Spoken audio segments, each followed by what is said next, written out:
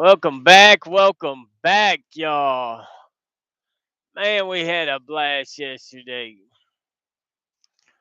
Today, you're in for a treat because we are in Pittsburgh. Congratulations. Congratulations.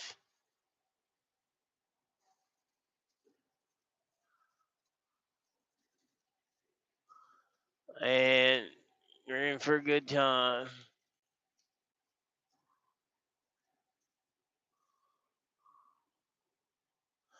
It's going to be fun. It's going to be real. And also, it's going to be real fun. Yeah. Yeah. I tried to do landscape on the camera, but it won't let me. I guess it says the orientation's blocked. So we had to do vertical. That's weird that it makes you do vertical. 'Cause I know I see people do like look at this car right here, y'all. He got no lights on. Y'all see that car in front of me? No lights on. That's dangerous. Danger, danger, danger.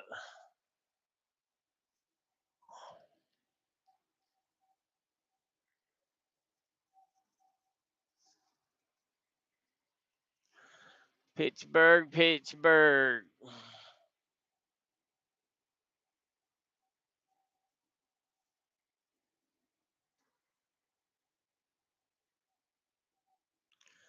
Welcome.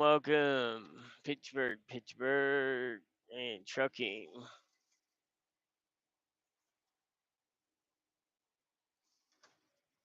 Pittsburgh and trucking, that's what we're talking about.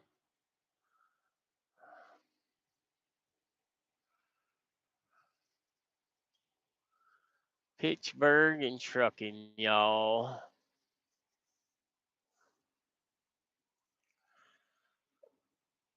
So, welcome back, everyone. Whether you're riding down the highway or kicking back in the berg, we've got you covered with all things Pittsburgh and trucking. Let's talk about the Steel City, the open road, and everything in between.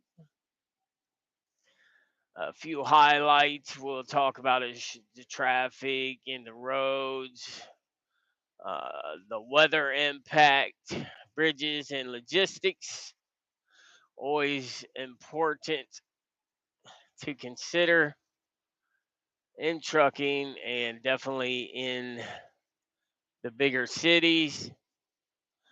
So if you've ever driven through Pittsburgh, you know it's a city built for horses, not semis.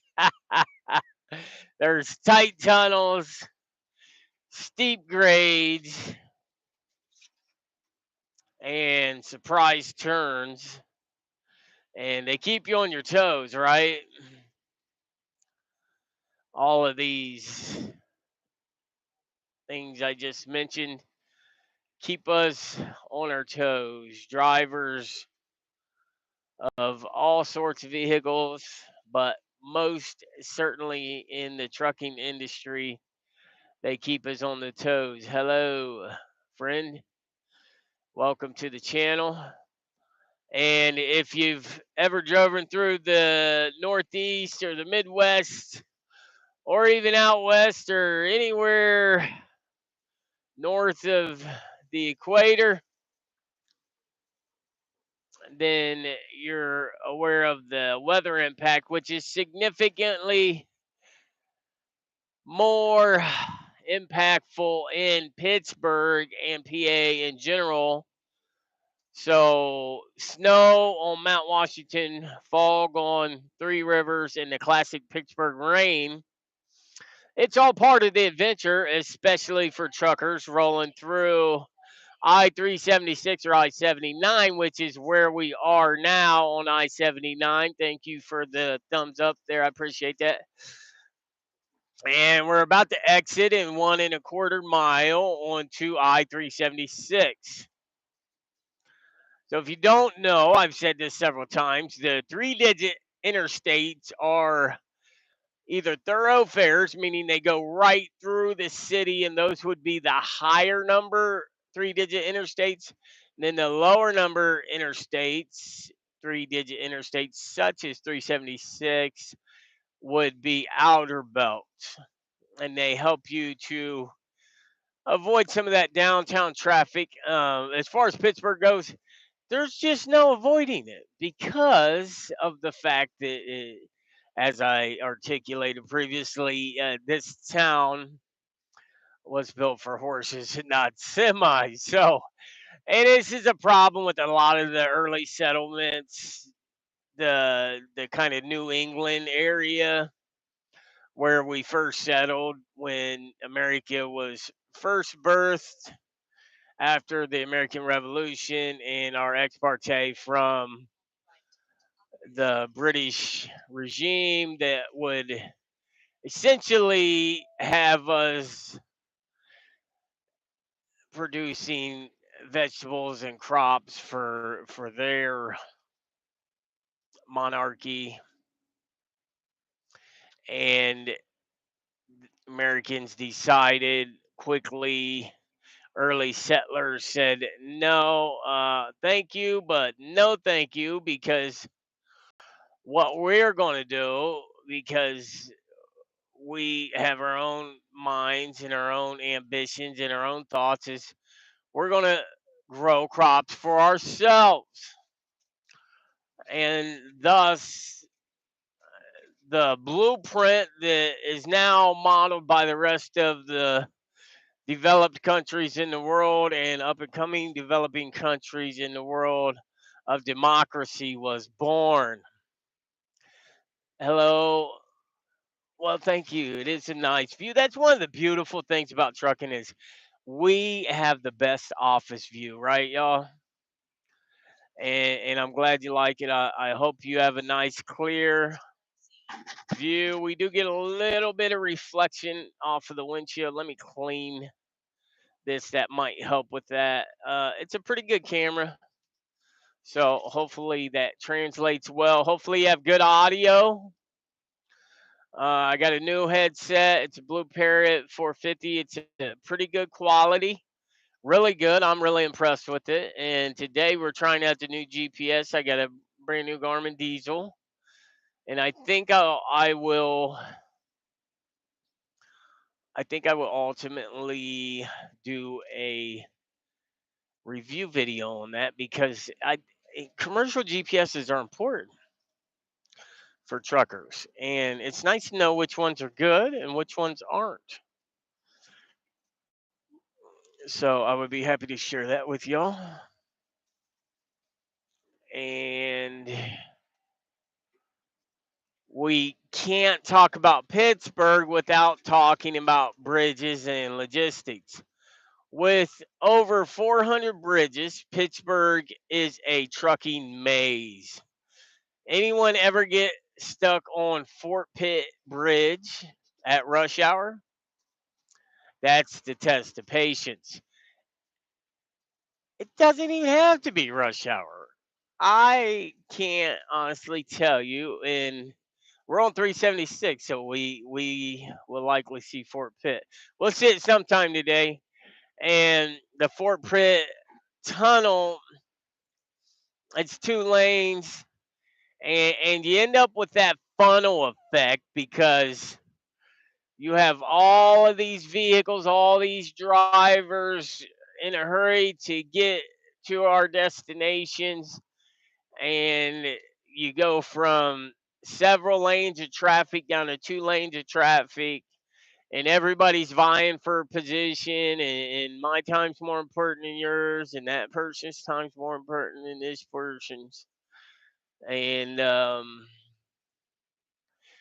I promise I don't think I have a speech impediment, but that did not come out very well enunciated, so I apologize for that. But people, what, and let's give each other grace because we never truly know what's going on there.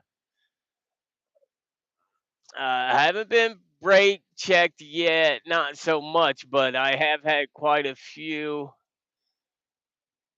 slower slower vehicles that I had to accommodate. I wouldn't say they made new routes. So generally state routes because they can accommodate the dimensions that are required for heavy commercial vehicles and 70-foot semi and a 53 feet of dry van and a tractor on there. So I've seen plenty of state routes that are not semi friendly. And Pittsburgh just happens to be, and here we go with the traffic, y'all. Pittsburgh just happens to be one of those cities where just because it's a state route does not mean that it's truck friendly. Now, certainly they've made accommodations, but the thing is, and what I was kind of getting around to earlier was, so the people were here before the infrastructure. So, and that's pretty common with these New England states, in all up and down the East Coast, New York, New Jersey, Washington D.C., Maryland. Very common that you run into a lot of issues with truck routing because the cities were developed prior to these massive interstates, highways, state routes. And Pittsburgh's just like that. So the very first trucking company I started with, the largest family-owned trucking company in the United States, PI9 Motor Express, talking to the head of operations, basically the VP, and I remember talking to him about Pittsburgh, and he's like, "Yeah, what do you think of that?" I was like, like, no, don't like it. And he's like, I've always said that Pittsburgh was one of those cities where the people were there, and then they built the roads around it, the infrastructure around it. And that's about the best description that I could give.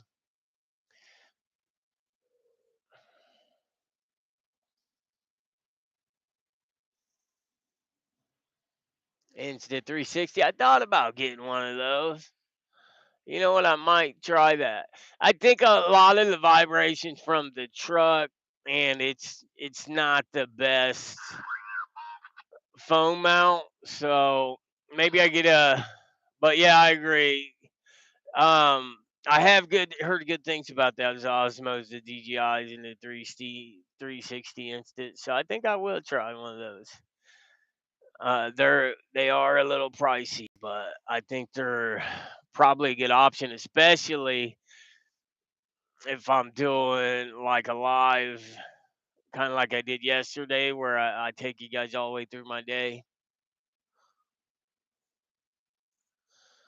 Yeah, they need more lanes in Pittsburgh. That's the problem.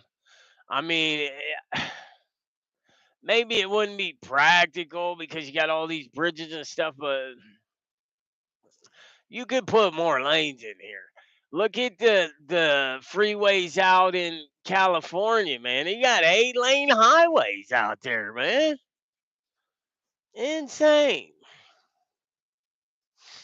Well, while we're slowed down, I want to show you all this GPS. This thing is pretty cool, man. It's a Garmin diesel, and it's got a lot of cool features. So you can record. You got dash cam. It's ELD friendly. You can turn your mic on, turn your mic off. You can save your GPS location, and it'll save it. And you can add external cameras too. So you can add more cameras, you can save in your gallery, and it Bluetooths right to your phone. And you can put all your truck routing information in there. You got your trip history, you can trip plan, you can add music. I mean, it is a really cool GPS, y'all. Oh, you can add an ELD to it, and it does lane departure, it does forward collision sensing, just all around. I'm really impressed with it. So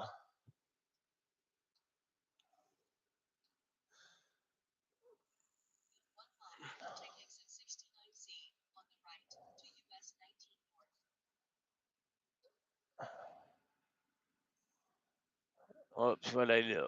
Go back here. There we go. Yeah, you gotta love the traffic here. But yeah, I might try that. I've been wanting to get one of those. See, I've got a pretty good DSLR. Well, I got a mirrorless. I got the Canon R100. Maybe not the greatest camera, but pretty good quality. It's good enough for YouTube videos, I think. This right here's the 14 Pro Max, and the reason why I got this phone was for the camera quality. So when the 14 Pro Max came out, it was right around Super Bowl time. I want to say 2022, I think. And they shot the entire commercial for the phone on the phone with the cameras on the phone. And it was a pretty good commercial. I'm like, man, that's what I need for my content creation. So really, I'm really impressed with this phone, but it does have, like you said, it doesn't have stabilization, image stabilization, because it's a cell phone. It's a really nice cell phone. I would think $1,500 I paid for that thing, and I just paid it off. So, but money well spent. It's probably one of the better phones I've had. My favorite phone was my Note Galaxy 20, which had really good cameras on it. But this one has exceptional cameras. Maybe I don't know. They might even be better than that Canon, but I I don't fully know how to use that Canon yet because I'm pretty new to content creation. I started the channel almost a year ago. I've got a lot of videos on there. Some are decent and some are not very good quality. Not so much the content. I think the content's okay. Some of them could be better, but the for me, I think if you get the quality right,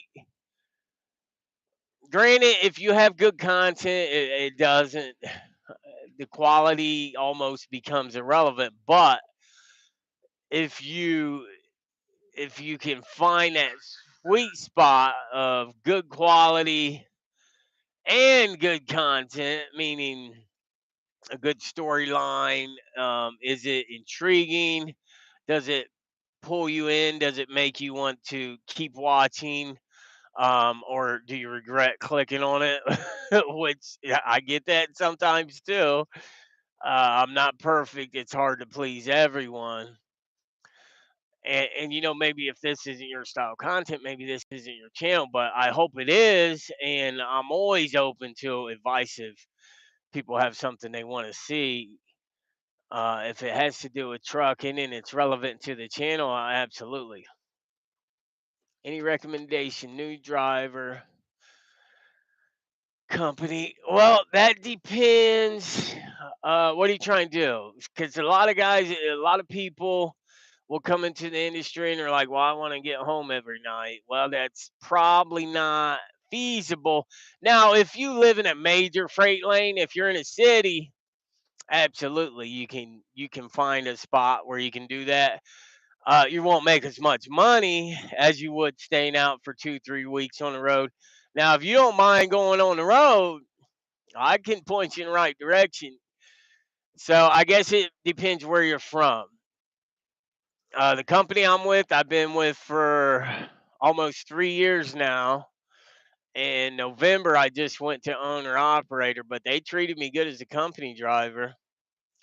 So I would say, get with the company first and foremost and drive as a company driver for the first 6 months to a year. Don't get in any accident.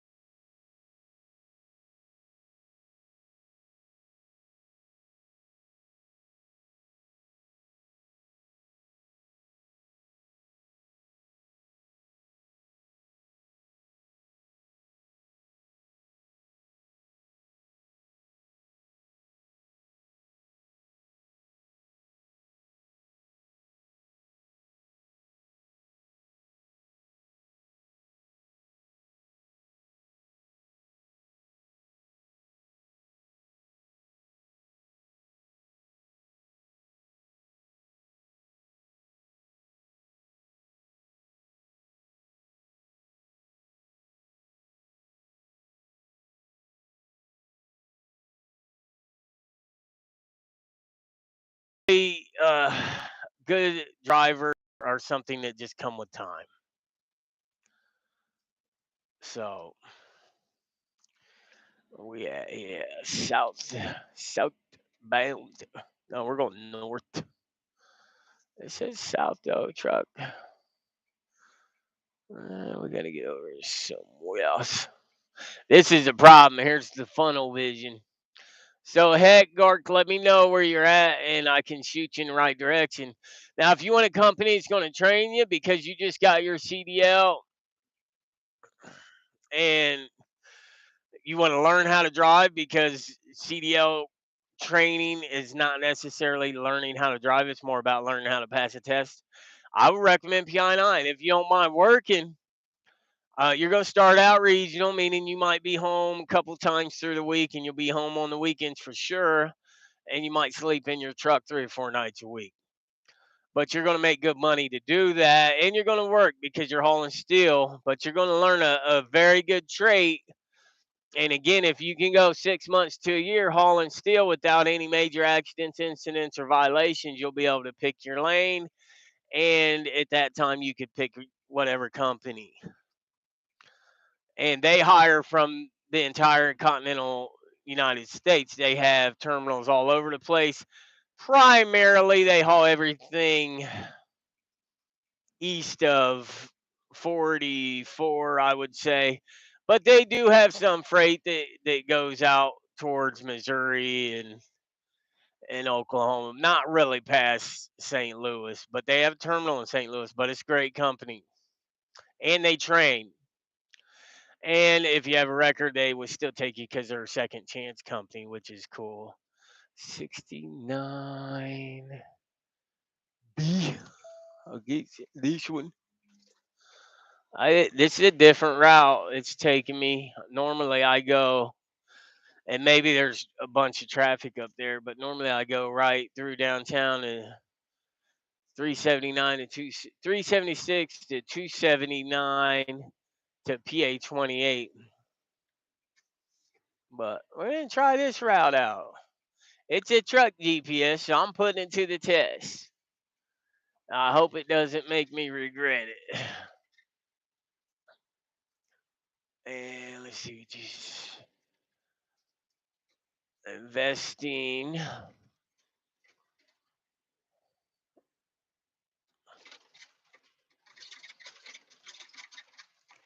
And then this is a good idea. That's what I thought too, honestly.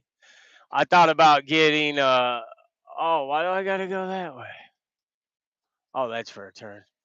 Um I thought about getting a UV filter so that I don't get that glare during the day when you get that real bright gleaming sun when you're driving into it.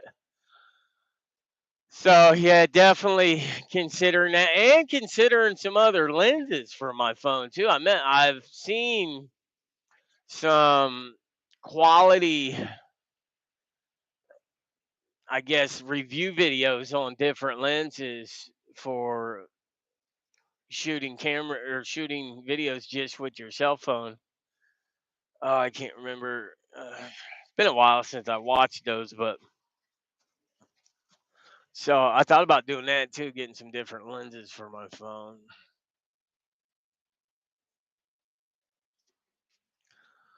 Why do I feel? What is this doing to me?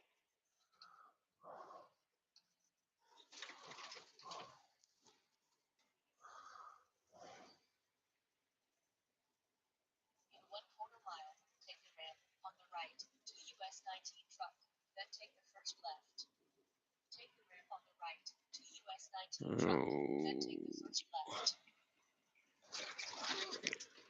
yeah, stupid.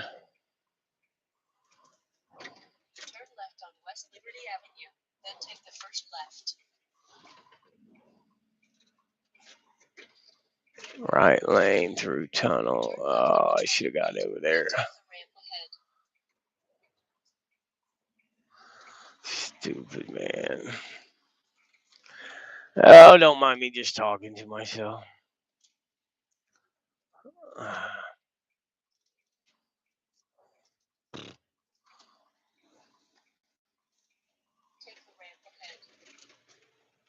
I knew something was wrong. It kicked me out of my route. So I'm like, I ain't never went this way. I should have knew better.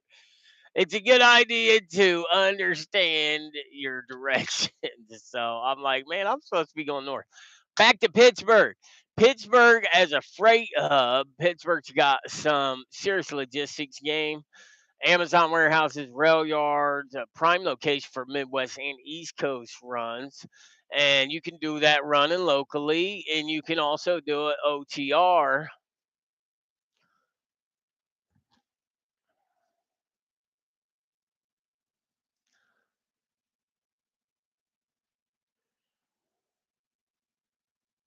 Yeah, true. The best one. Yeah.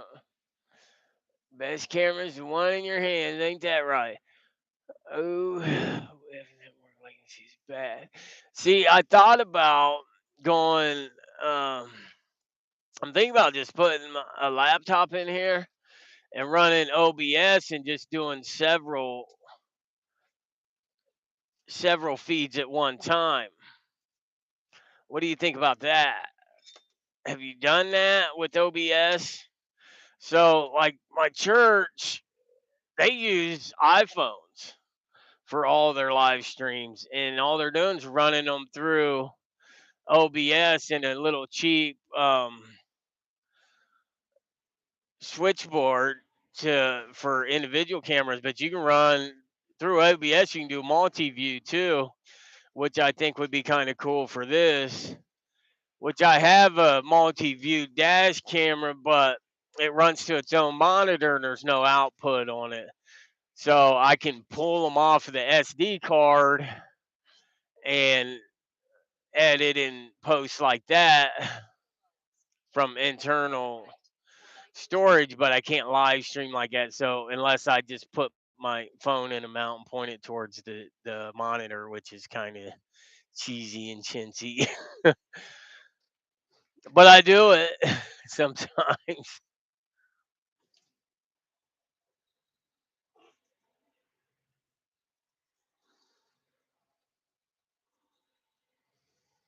Okay, yeah, I thought about that too because lenses are expensive, man.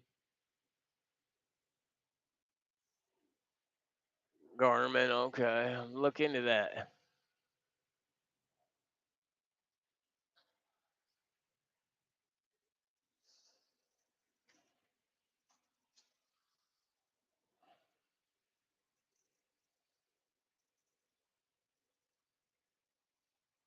I appreciate the advice, man. I'm always open to advice. One thing I know is people are only limited by our willingness to learn.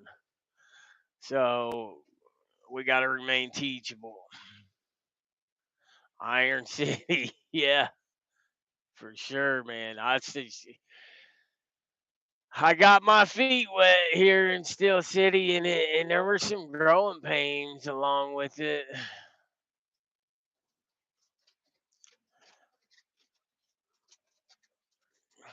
Definitely, there were some growing pains, and there still can be because if you let your guard down for 1 second,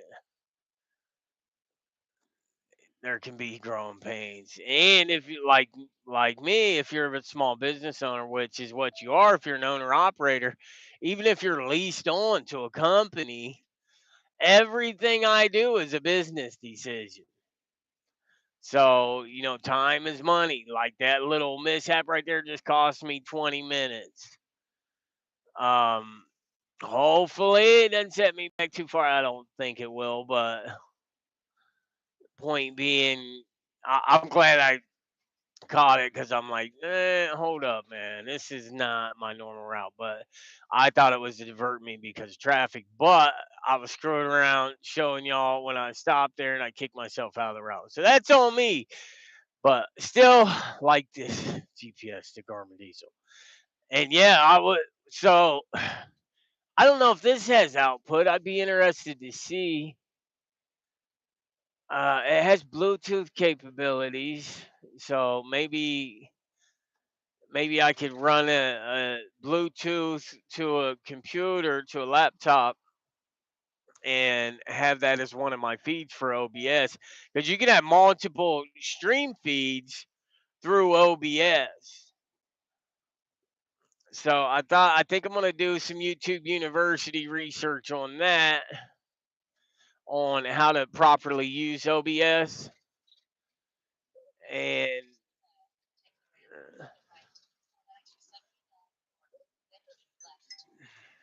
that way I can figure out how to best optimize OBS. Sure, take all that space right there. But yeah, most of that shaking is it's the daggone mount. So what I can do is it's kind of hard when my battery's a little low, but what I can do is I can drop this down and put it against the dash, and that might help with some of it. I don't think it'll fix all of it, but so if I do that, it might help eliminate some of that shaking. Really, I'm thinking about turning this around so that's not in the way too. That'll help too. So let me know if this works any better, y'all.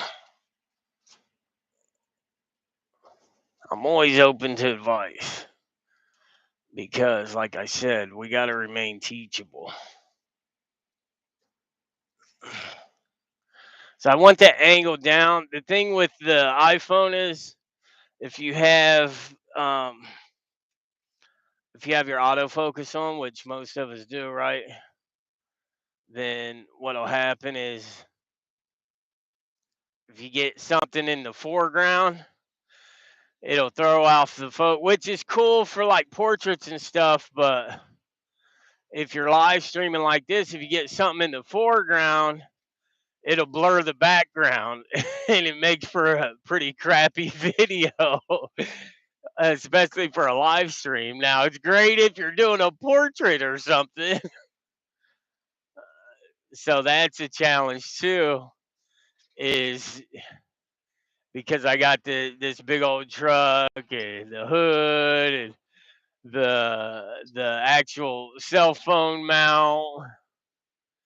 Yeah, here now we're on the right direction. So we got to go 279 north to 28 north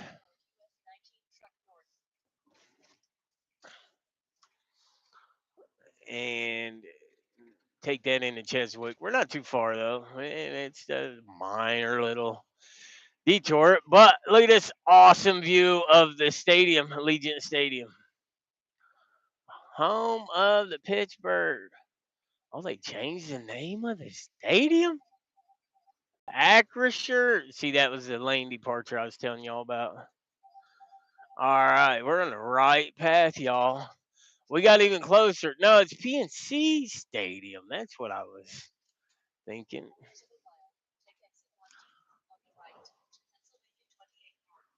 Yes, that's exactly where we're going. You are very smart, Garmin. Garmin is on it, y'all. So hopefully that's better. Is that did that eliminate a lot of that shaking? So I put it down up right up against my dash so it's not just hanging free hanging up there. Still getting a little bit of glare. Like you said, maybe a filter on there would help with that. But yeah, I'm just using what I got. I don't have no problem investing in this channel. I've already invested a lot of time and money into it, but I'm committed, y'all. I'm real close to monetizing. I'm in the partner program, so I got super thanks memberships activated, but obviously it's the goal to oh, that's not the right road. That's not it. I need 28. Or maybe that was it. Damn, damn it. They tricked me on that one. I'm not used to going this way right here. Freaking Riri. Jeez. We're just taking the scenic route, that's all.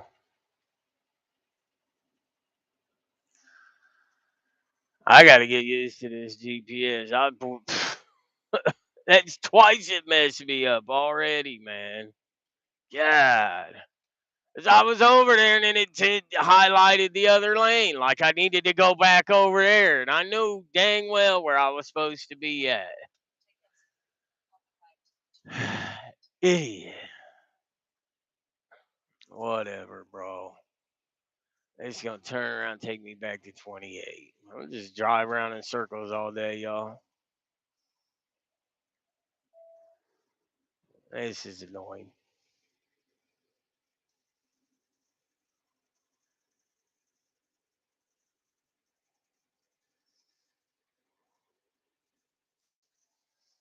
Yeah, I got this um, cell phone mount on sale for like $6.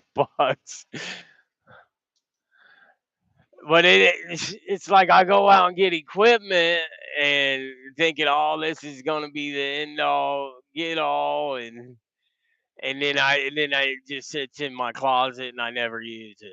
Like I got so many phones and cameras and tripods and 90% of the stuff I don't even use, but I guess that's the nature of the beast.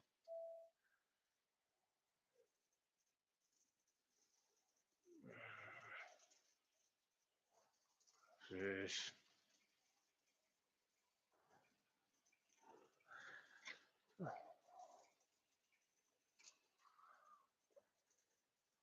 So back to local versus OTR. Local drivers know the city streets like the back of their hand. So I've ran quite a bit of Pittsburgh, and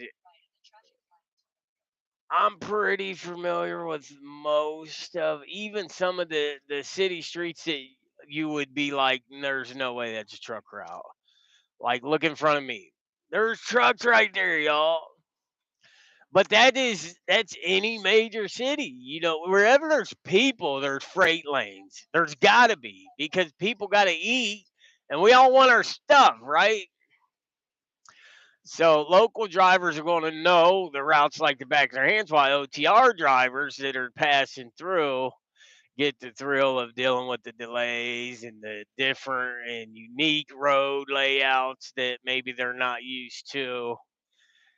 And then you have your fuel prices and your truck stops. Shout out to the North Huntington TA and Bentonville Pilot, lifesavers for truckers in Western PA because there aren't a lot of options there. So if you come up on one of them truck stops and you're even close to needing fuel, you better pull in. I'm just gonna say that.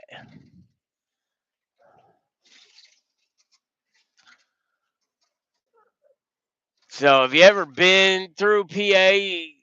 Let me know what you thought was the worst route or the worst road, or which one that you think people should avoid. Drop it in the chat and let's hear from drivers what your experience was with Pittsburgh. I'm curious. I would like to know. And I bet there's other drivers out there that would like to know too. So please don't hesitate to share that in the chat, y'all. Much appreciated. And boy, that's a tight turn, ain't it? Boy, if you come through there with your tandem's back, you're gonna be in trouble. There's a couple of bridges that are like that too, where and some of them will say vehicles over 40 feet restricted or something like that, which is cool. Signage is important as a driver. Pay attention to your signage, y'all.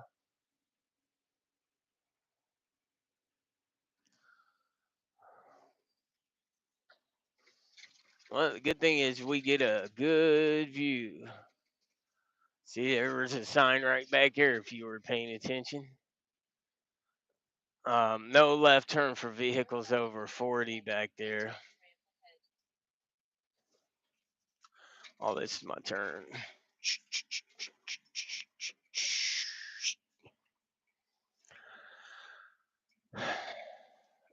So as soon as I said it, we drove by one of those bridges where vehicles over 40 aren't allowed because you can't make that turn. But this is putting us back on State Route 28, Pittsburgh 28.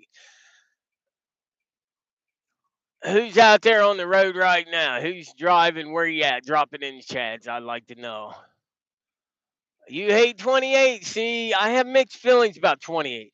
I think 28's okay through Pittsburgh once you venture outside of Pittsburgh, and especially if you're a truck driver, you're asking for trouble. 28 is not the best truck route, let's face it. Um, Again, if you're in Pittsburgh, I think it's a good option. Like right now, I'm right downtown Pittsburgh. 28 is probably the best place I can be, right? Or 220, 576, 376, 279, all good routes, right? Um, 28 is a good option in Pittsburgh. I wouldn't recommend taking it too far. Jump on 376, 279, 79, 579. Do not venture out too far on 28. So I agree with you there.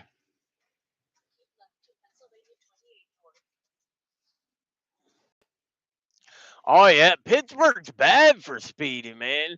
Like 20 mile an hour over the speed limit is pretty common, and if you're doing less than that, people get mad at you. So especially in trucks, man,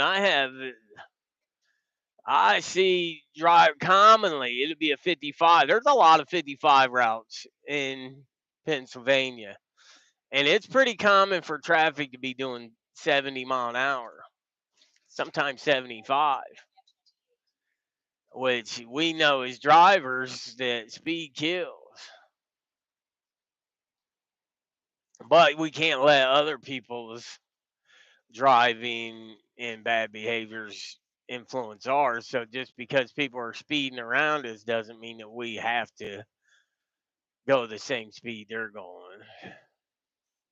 In fact, they one of the things you learn in CDL training is if somebody is tailgating you, Don't let that person control your behavior. Don't speed up because they're riding your bumper, because ultimately you're responsible for what happens in that truck. So don't allow somebody else's poor driving habits reflect on you poorly. And actually, you should slow down, because if you have to stop suddenly, they don't have enough distance to stop. So the likelihood of being rear-ended or causing an accident is increased because they are tailgating you. And people don't like it when you slow down because they're tailgating you. They feel like them tailgating you is a sign for you to speed up. But we're trained that if somebody's tailgating us, to slow down.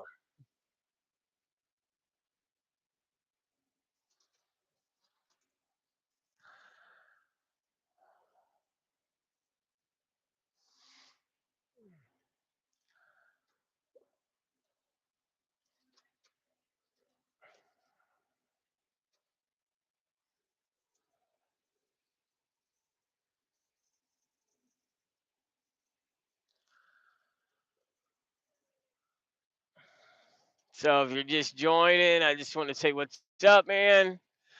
Thanks for dropping in on the channel. We're rolling down the highway here in Pittsburgh, kicking back in the Berg. Welcome to the stream. If you've ever navigated a semi through Pittsburgh, you know it's a challenge. There's tight streets, crazy hills, and more bridges than we could possibly count. So let's talk about Steel City. Life on the road, and everything in between. Drop your location in the chat. Let me know where you're at, and let me know what you're hauling. I would like to know. And let's let everybody else know. Let's talk about the traffic and the roads. All right, let's talk Pittsburgh roads. Who designed this place?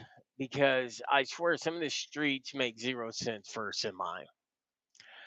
Ever try squeezing a 53-foot semi trailer through the strip district on a busy Saturday? That's a test of nerves right there.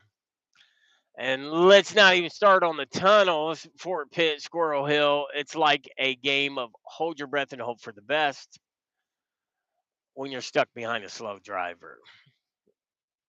What's the worst road in Pittsburgh for trucking? My bet is Green Tree Hill. What's yours?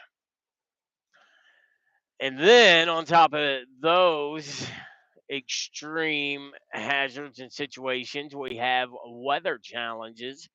If you drive through Pittsburgh in winter, you know it's all about those hills. 1 inch of snow and boom, everybody forgets how to drive.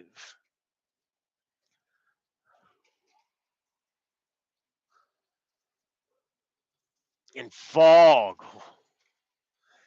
Ever hit the West End Bridge when the rivers are streaming? It feels like driving through a ghost town. Who's been caught in bad Pittsburgh weather? Let's hear your worst weather driving stories. I am very interested. Bridges and infrastructure. Pittsburgh, the city of bridges, right? But has anyone else noticed that some of them feel a little sketchy? Like, were these here in 1776 when we got our independence? Fun fact, there are over 446 bridges in this city, more than Venice. More than Venice and Italy. That's crazy. And truckers get to deal with every last weight restriction and low clearance sign. Who's ever had to back up missing a low bridge sign? Be honest. I just had to do this last week. I tried a different route. It looked good. Went a couple miles up the road, made a turn, and it said 13.2 clearance. I'm like, oh my goodness. Managed to turn around through a very small gas station and went the other way, and there was another sign 13-foot clearance. This time, turning around was not an option. I had to back up. Thank God, traffic helped me out with that, allowed me to do that, and I was able to swing around, go all the way back the way that I had came. Much better idea than trying to fit underneath that bridge, because if you're driving a semi, don't go under a 13.6 clearance. Anything under a 13.6 clearance, you don't have no business on it. Don't even attempt it. Don't tear up your equipment. Don't get a ticket. Don't hold up traffic. Turn around by all means necessary. If you need help from law enforcement to stop traffic, then that's what you got to do. Don't attempt to go under that bridge, please. Much rather have law enforcement come out, turn on their lights, hold traffic up, get you turned around, get you on your way, than tear up that property and tear up your property, cost you money, cost your insurance company money, cost your trucking company money, and cost the city of Pittsburgh money, and possibly get hurt or hurt somebody else. So think about that next time you come up on a low clearance. Don't be one of these cliche videos. Pittsburgh as a freight hub, Pittsburgh isn't just steel and football, it's a major logistics hub. There's Amazon warehouses, industrial parks, and all of those big distribution centers around Cranberry and Monroeville. If you're running freight through Pittsburgh, you've probably been on I 70, I 79, I 76. Which one do you think is the best? Or let's be real, which one is the least painful, right?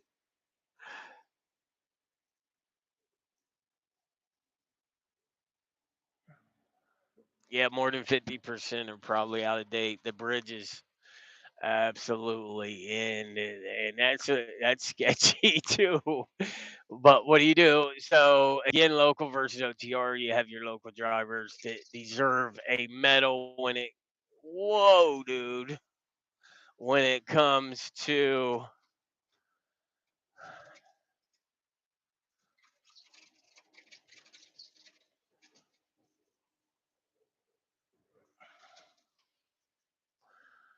driving through Pittsburgh, pretty sure that guy just tried to take me out.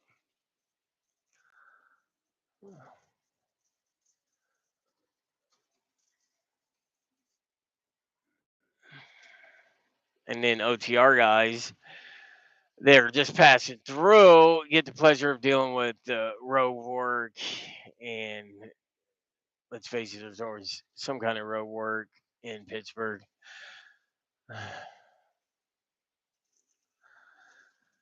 Fun fact about trucking: ever hear about the truck that got stuck on the Swindle Bridge? Yeah, that guy had a bad day. Pittsburgh has one of the steepest urban streets in the country. Canton Avenue is a 37% grade. That is crazy. Not a truck route. So if you end up on that, you're in the wrong place, and you probably shouldn't be using Google Maps to drive a semi. Pittsburgh also has a road called Electric Avenue. I want to ride down to Electric Avenue, and then we take it higher. I keep waiting for that song to play when I'm driving through there, y'all. But did you know why they call it Electric Avenue? Here's an even better fun fact. The reason was because back in the day when there were just a few streets and not automobiles, there was very limited electricity. So Electric Avenue was a very popular street where there was electricity, and that is where the name came from. And also, coincidentally, that is where the song came from. The original song was not from Electric Avenue in Pittsburgh, in case you didn't know. I believe it was actually from London in Great Britain. Fact check that.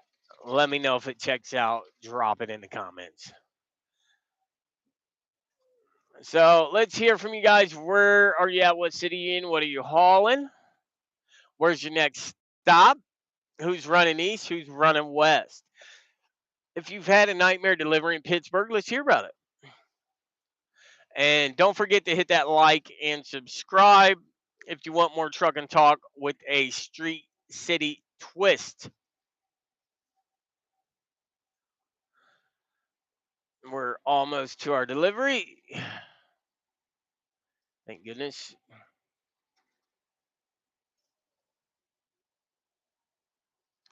So we're going to rock down to delivery address avenue. And then we'll take it higher.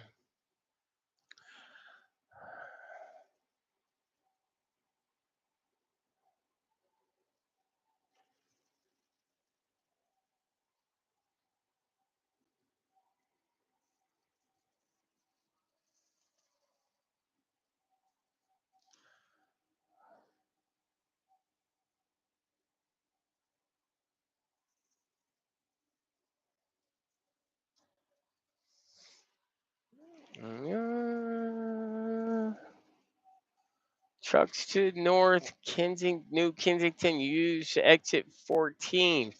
The reason why is there's a restricted road, and GPS will try to take you that route. If you get off right here at the Ford dealership, so truckers use what I would call, oh, that is so cool. There's an alien on top of that building. Um, Landmarks.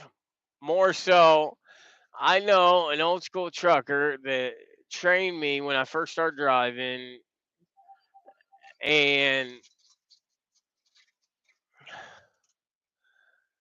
he would give me directions, and he would say, "Well, you're gonna get here, and you need to take a right here." And I can't remember the name of the road. And this guy's been driving for 30 years, y'all. And he says, "I can't remember the name of the road, but there's a speedway on the corner." um, and I guarantee you, when you get there, that's what's going to stand out to you more so than the name of that road. I bet you. Try it, check it out. I bet you.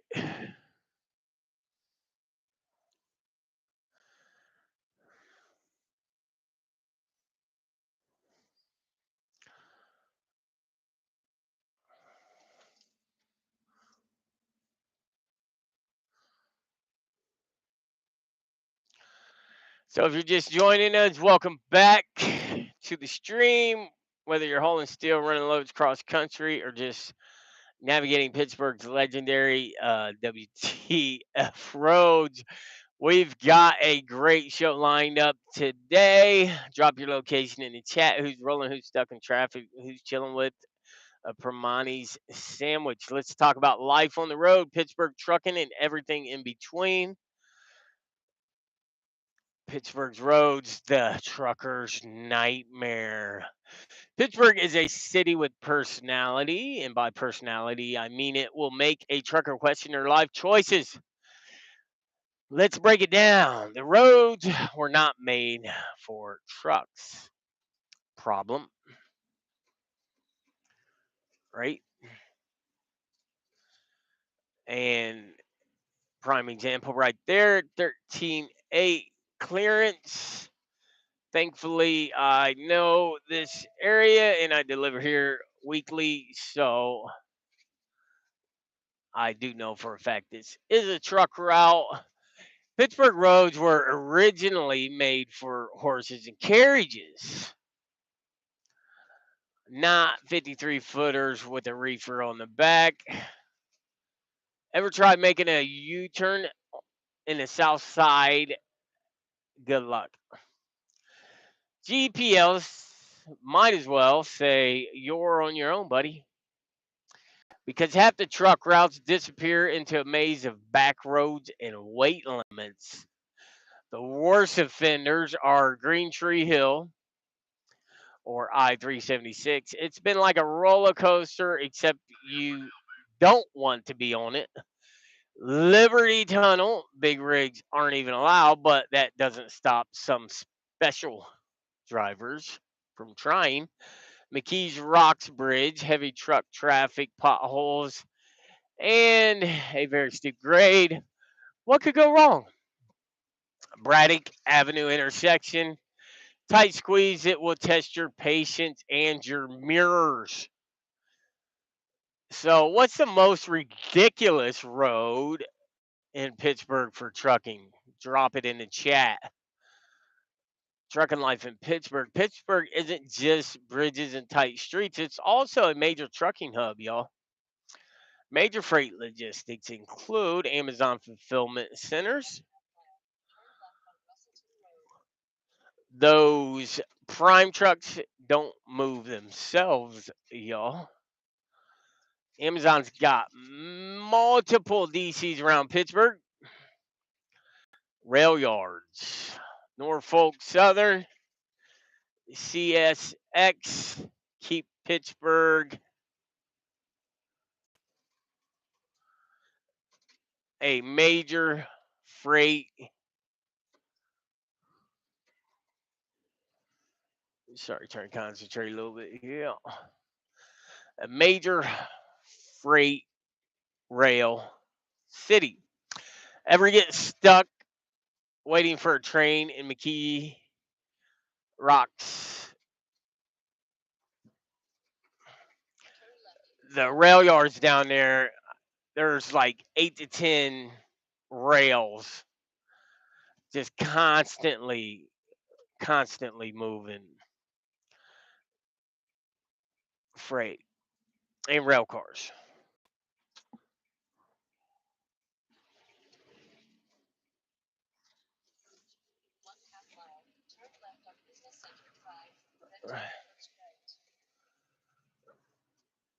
And if you do get stuck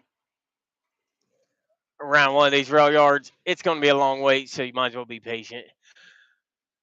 The steel industry, U.S. Steel and Allegheny Technologies keep the heavy loads moving. Who here has hauled steel through Pittsburgh? Listen, that stuff is heavy, y'all.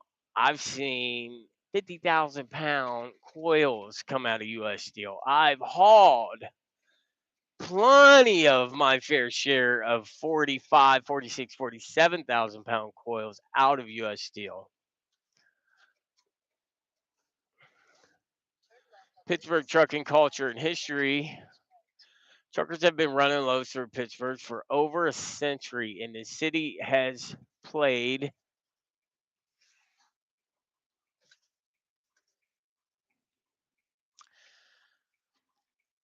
a big role in American trucking industry. Because of that, I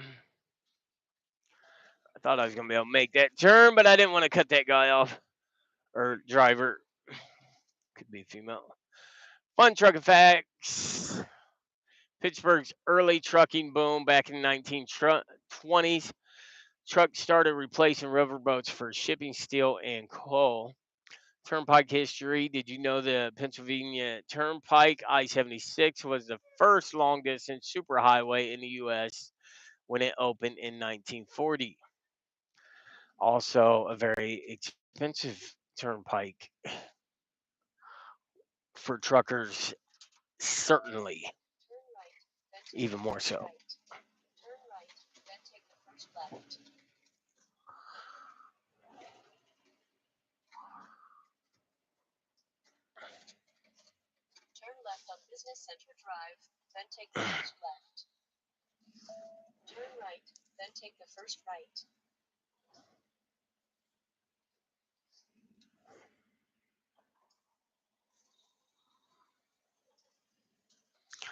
All right, we're here. I'm gonna get my doors opened up. Get ready to get unloaded. Summertime comes in Pittsburgh Springs. Up raccoons. I know that's right. The state flower, the orange cone. The orange cone flower. Now that's funny. That I'll be back. Open these doors, y'all. Remember my BOLs in the back.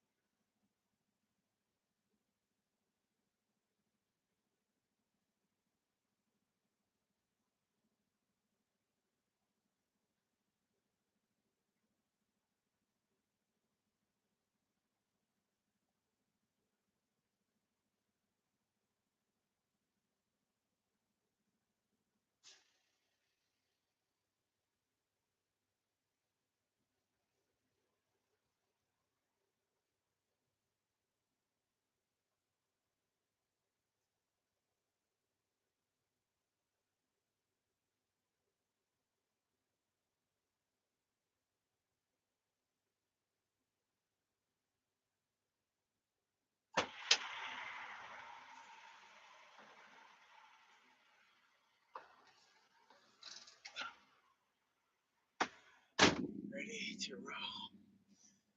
Okay, let's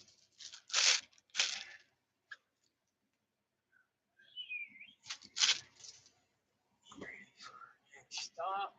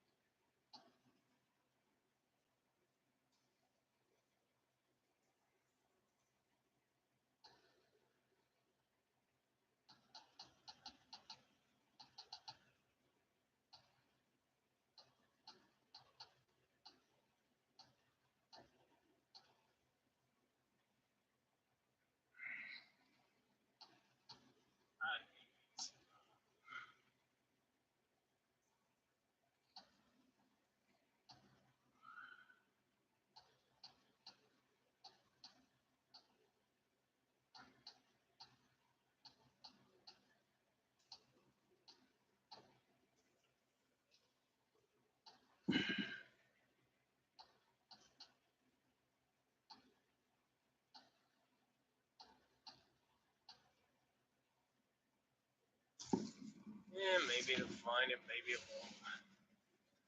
Probably it won't. Oh, there's it, found it.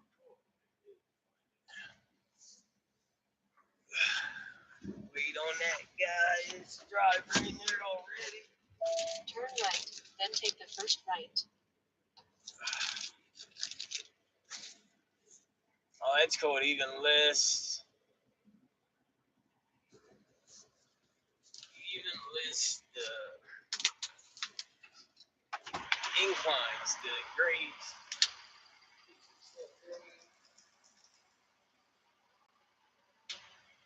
Whoa.